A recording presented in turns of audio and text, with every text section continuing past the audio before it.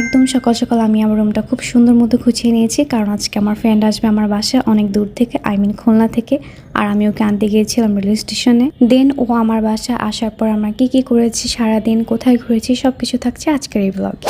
Hi everyone, I hope তোমরা সবাই ভালো আছো। আমিও ভালো আছি আলহামদুলিল্লাহ। আসলে আমি সকাল সকাল ঘুম থেকে উঠে রুমটা গুছিয়ে নিয়েছিলাম, যেহেতু আমার ফ্রেন্ড আসবে ফার্স্ট টাইম আমার বাসায়, সো রুমটা একটু ক্লিন করতে হয়, যদিও অলওয়েজ করে রাখি। তারপর আমি সবকিছু গুছিয়ে আমি একটু মাছের খাবার দিচ্ছিলাম। আর আমার ফ্রেন্ড যেহেতু রাতে ট্রেনে উঠেছে, ও সকাল সকাল নেমে যাবে, এই জন্য আমিও সকাল সকাল উঠে একদম সবকিছু গুছিয়ে রেডি হয়ে নিচ্ছিলাম। রেডি হওয়ার জন্য আমি সিম্পল শার্টটা আর সাথে একটা অফ হোয়াইট প্যান্ট, আর যেহেতু আমার হাতে অনেক সময় কম ছিল এই জন্য আমি হিজাব ক্যারি করেছি। তারপর আমি আর আমার হাজব্যান্ড তাদের একটা রিক্সা নিয়ে বের হয়ে যায়, আর ওখানে রাস্তাটা ভালো ছিল না, যেহেতু আমরা গাড়ি নিতে পারি নাই, এই জন্য কষ্ট করে ওর আমার সাথে রিক্সাতে আসতে হবে ব্যাগ নিয়ে।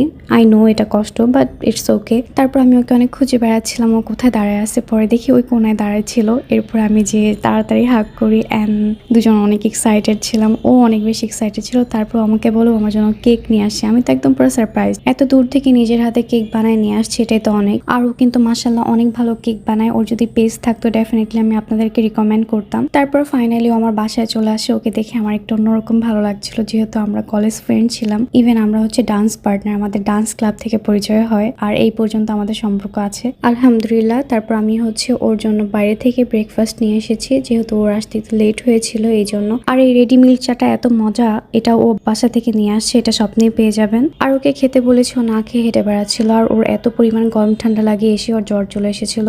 তারপর ও শুয়েছিল, আমি ভাবছিলাম কেন শুয়ে আছে, তারপর ও ঘুমায়নি, ও উঠে গেছে। তারপর আমি ভাবছিলাম যে যেহেতু ওর জ্বর এসেছে আর একটু গলায় ব্যথা, তার জন্য আমি মশলা চাটা ওর জন্য বানিয়ে নিয়ে যাই। ও তো ফোনে এত বেশি ব্যস্ত, খুবই বিজি মানুষ, ওর হাতে সময় খুবই কম, সারাদিন শুধু ফোনে কথা বলে, সারাদিন ফোনে কথা বলে, মানে আপনারাও দেখতে পারবেন ভিডিওতে ও এত বেশি কথা বলে। ওকে যখন আমি ভিডিও করছিলাম ও কথাই বলছিল। তারপর ভেবেছি আমরা বাইরে লাঞ্চ করব, এই জন্য আমরা ঝটপট রেডি হয়ে নিয়েছি। আর এটারও কিন্তু একটা get ready with me video আছে, ওইটা আমি আপলোড করবো ইনশাআল্লাহ। তারপর আমরা ফাইনালি বের হয়ে যাই, যেহেতু একটু লেট হয়ে গেছে, অলমোস্ট 4টা বেজে গিয়েছিল, বাট করার কিছু ছিল না, আমরা মেয়ে মানুষ, ভিডিও করতে লেট হয়ে গেছে। তারপরও প্রবলেম ছিল না, যেহেতু আমার বাসার কাছেই সবকিছু আছে। আর আমরা লাঞ্চ করতে চলে আসি পিৎজা বার্গে, আর আমরা যেই সিট খুঁজে পাচ্ছিলাম না, মানে পাচ্ছিলাম অনেকগুলো ছিল, কিন্তু কোথায় বসবো, কোথায় বসলে ফটো ভালো আসবে, এটার জন্য খুঁজে বেড়াচ্ছিলাম কোথায় বসা যায়। ফাইনালি আমরা এখানে বসে আসি, তো ভিডিও করা শুরু। তারপর আমি করছিলাম আমার, মানে আমি যখন ভিডিও করব তখনই আসবে, এই জন্য আমি ভেবেছি ও যখন ভিডিও করবে আমি ওর